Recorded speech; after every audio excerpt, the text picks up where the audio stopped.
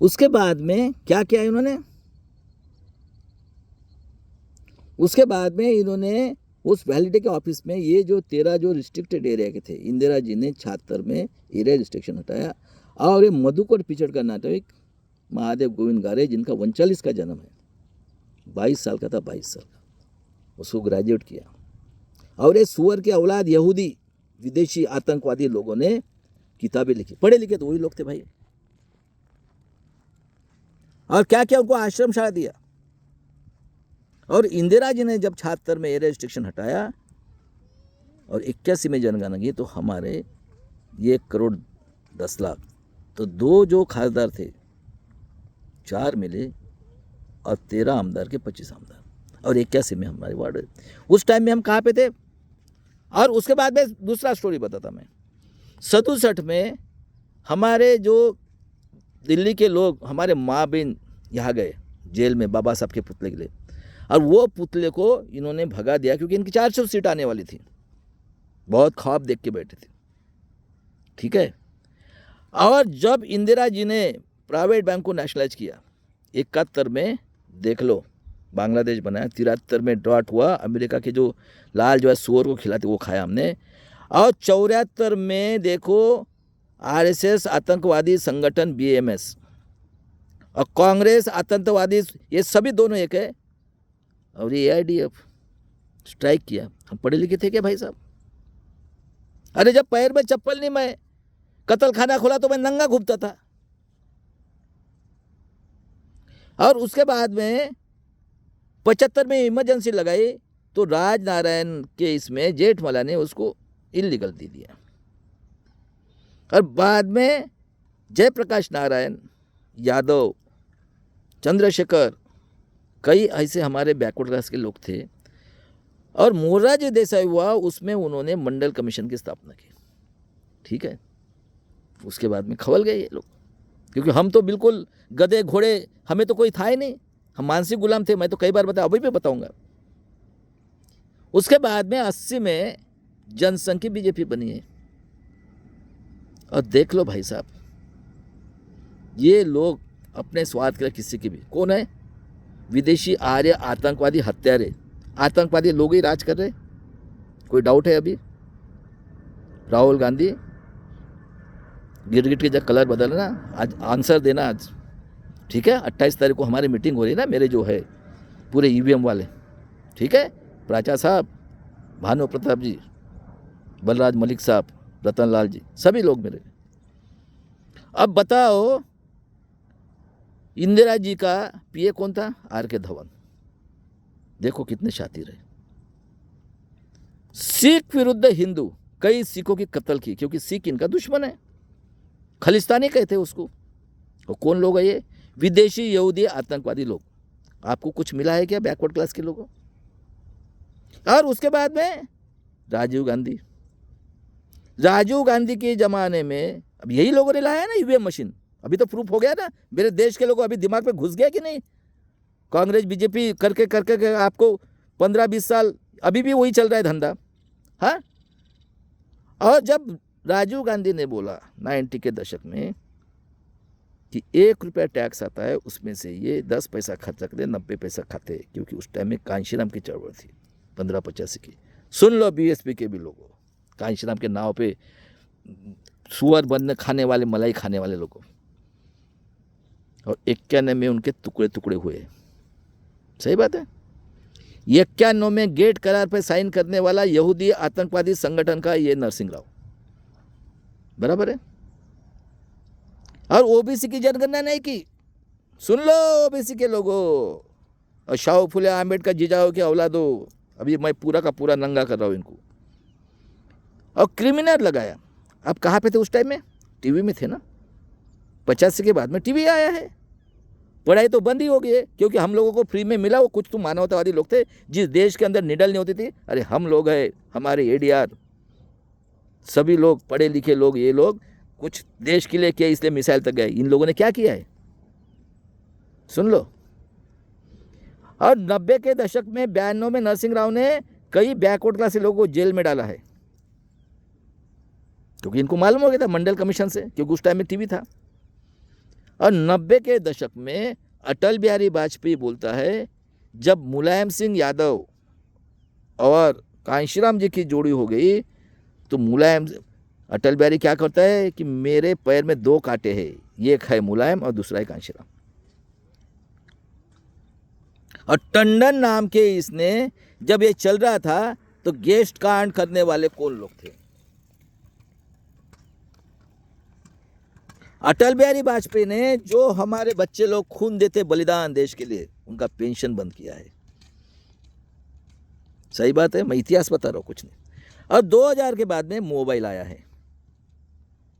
4 में fraud election, कौन? यहूदी, आतंकवादी, देशद्रोही लोग, सुअर की औलाद। मैं जो वर्ड दे रहा हूं बराबर है, हम हकते तो खाने के लिए चाहिए।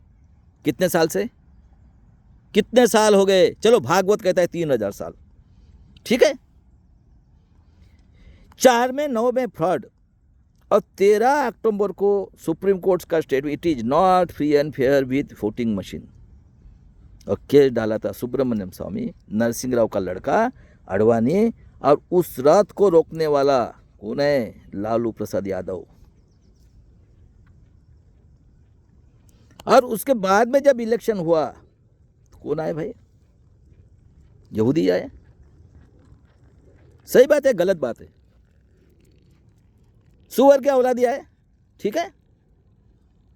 और 14 में वो आए। और पेगासस आया, सुन लो अभी, इजराइल का पेगासस क्या किया। चलो एक एग्जांपल देता मैं, ज्यादा नहीं। विठ्ठल राव विखे पाटिल, सुन लो, किस में था?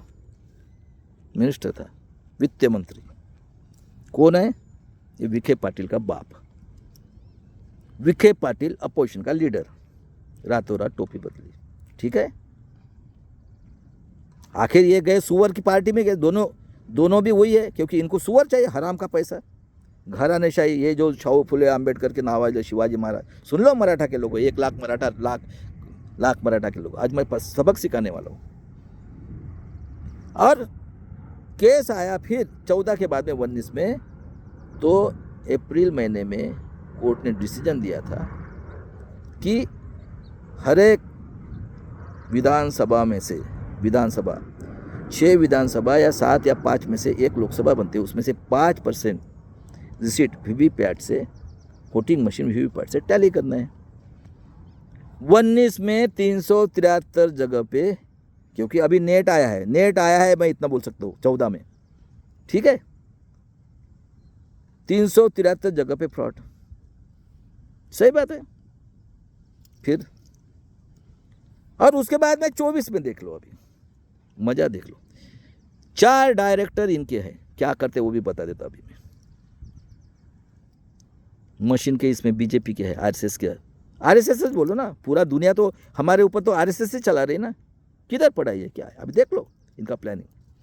उसके बाद में क्या करते ये वर्ष में कोई भी इलेक्ट्रॉनिक्स का साइंटिस्ट है, कोई भी इलेक्ट्रॉनिक्स मशीन में परसेंटेज के हिसाब से प्रोग्रामिंग कर सकते हो। सही है क्या, गलत है? जितने साइंस पढ़े लिखे लोग हैं ना, मैं उनको पूछता हूँ, मैं भी इंजीनियर हूँ, 45 साल वाला, सुन लो अभी, ठीक है। उसके बाद में क्या करते हैं, ये जो मेरा भाई है भूषण गवई, जो नागपुर का है, वो मुझे पहचानता, मैं पहचानता हूँ। ये जब जज हो गए जनवरी 24 में या फरवरी में होंगे, तो ये इलेक्शन कमिश्नर को बोलता है वीवीपैट की पर्ची हर एक को देना है। और आतंकवादी, देशद्रोही, यहूदी का औलाद जो सिटिंग खन्ना और दत्ता, वो तो कबूल किया चंद्रचूड़ साहब ने। मैं पुष्प शुंगो को मानता हूँ, बराबर है, मैं तो थैंक्स बोलता हूँ उनको, खुद कबूल किया मैं सुअर की औलाद हूँ। और ये जज ने उसको बुलाया 18 अप्रैल को, डेट भी है मेरे पास, सब प्रूफ है। क्या बोलता है वो,